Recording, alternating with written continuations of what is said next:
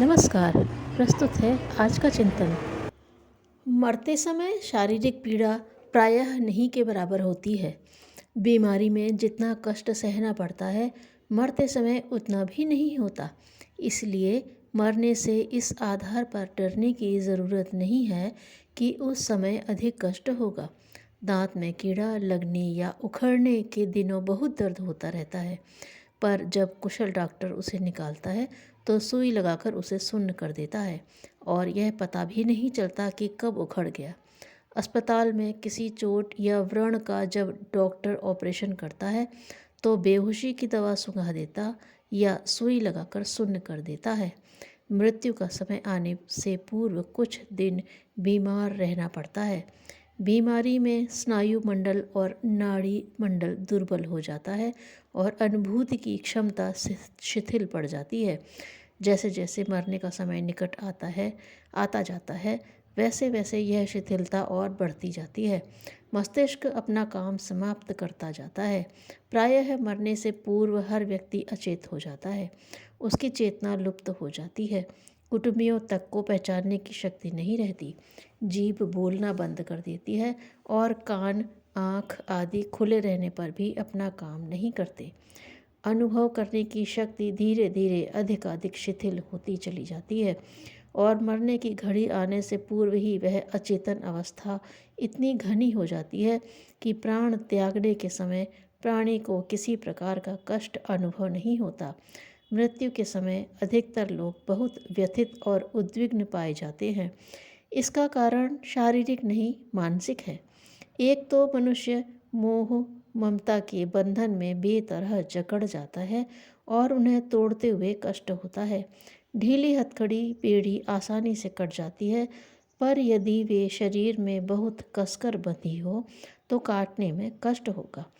पैसा मेरा, घर मेरा, कुटुंब मेरा, यह मेरा जितना गहरा और कड़ा होगा, उसका टूटना मानसिक दृष्टि से उतना ही भारी पड़ेगा। यदि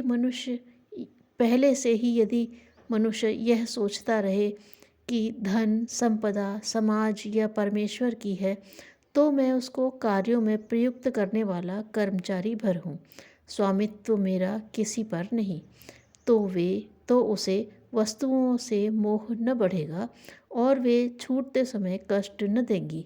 इसी प्रकार सब जीवों को ईश्वर का अंश और पुत्र समझकर स्वतंत्र इकाई माना जाए। उनके साथ रास्ता चलते पथिक जैसा संयोग माना जाए। परिवार रूपी उद्यान का अपने को माली भर समझा जाए तो फिर कुटुंबियों से ममता न बढ़ेगी। स्नेह, सद्भाव के निर्वाह और कर्तव्य पालन भर में संतोष और आनंद होता रहेगा।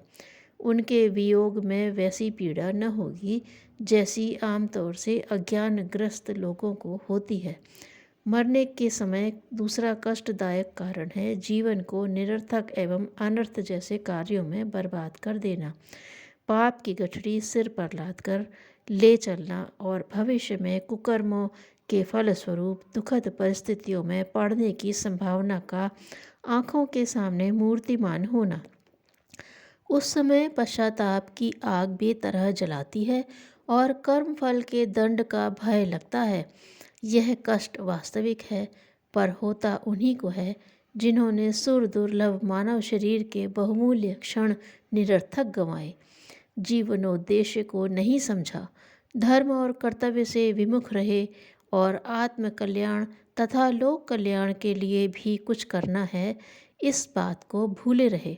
मृत्यु की अनिवार्यता हमें ध्यान में रखनी चाहिए।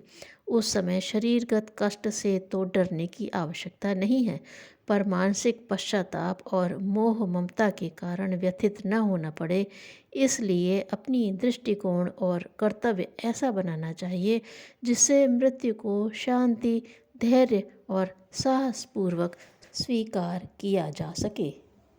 धन्यवाद।